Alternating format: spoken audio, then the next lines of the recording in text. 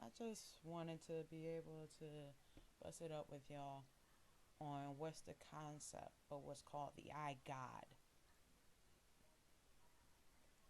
Because people are very discouraged of the thought of living a life without a dependency on a God-like being.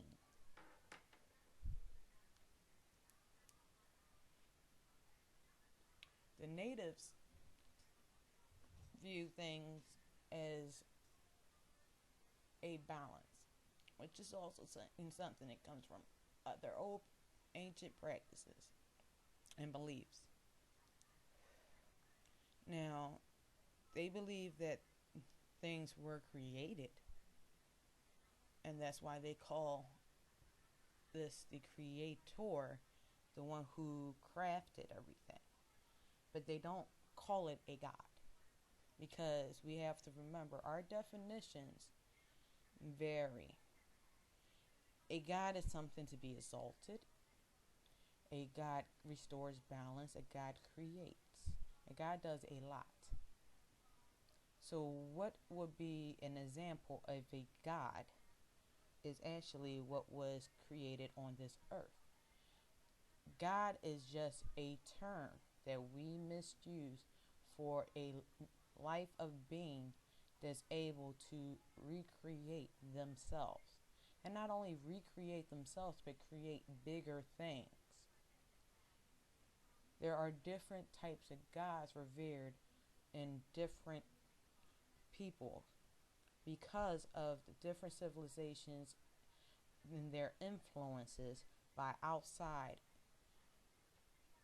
from those who believe in the Enochians. That started with the Samaritan, which is the first written civilization. And they speak of the Enochians, and when you go into Hebrew, they talk about the Enochians in the Bible, but they don't call them exactly the Enochians. What they talk about are these great beings, these divine males who decided to make a great work, architectural structure that can redo itself over and over again in a way where it has no beginning because it has no end. It's a never-ending science. If you can appreciate the mindset of being able to create the heavens, the earth, and man alone, man is a great piece of architecture. The design that goes into making and creating, you have to appreciate that. And in that appreciation, you learn what was truly created. A physical form of greatness. A physical form of someone who can show what everything was all about in physical form. That's why we call ourselves God. It's not, see, people misinterpret it as, oh, you can do whatever you want, this, that, and third. No, it's about being a being, understanding your responsibility, understanding how high your abilities do go in each and every form.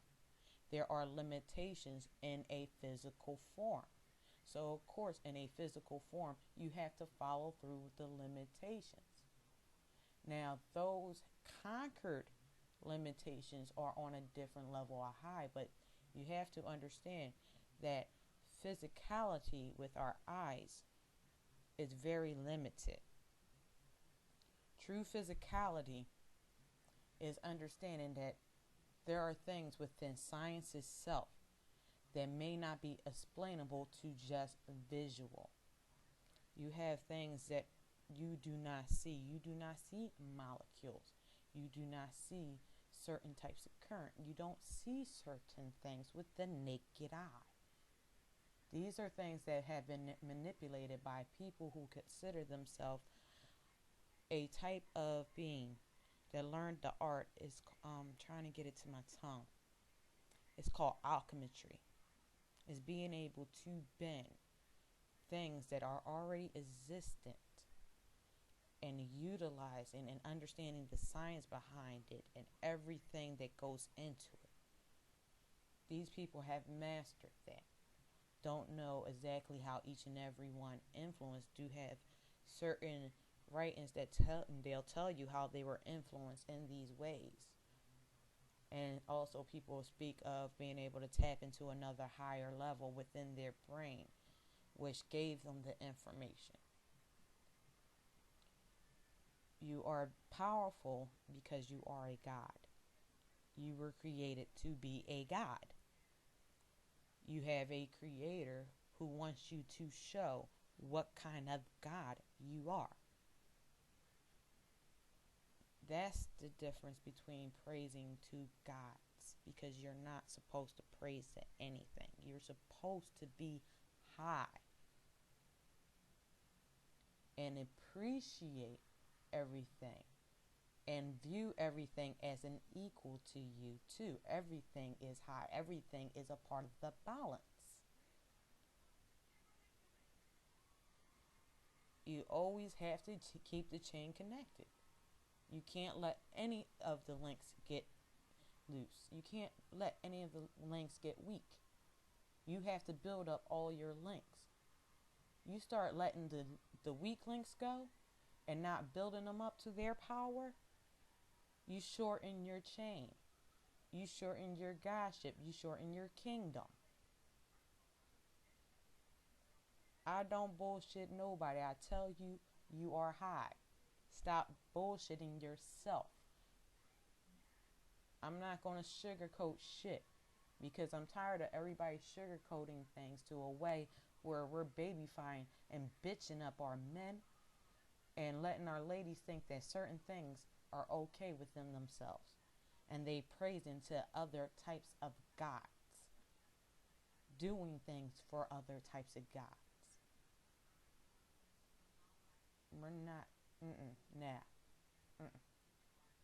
So, to understand the true I God, not to understand praising another God and always needing, because if you start following praising a God, if you start following trying to find something higher than you, there's always going to be higher divinities because of what responsibility that has over other things. Yes. But you are a high being too. You were created to have a high responsibility. You weren't created to look for a hero. You weren't created to look for a God. You were looked upon to remain with the God within yourself, to have the connection, to understand the great creation.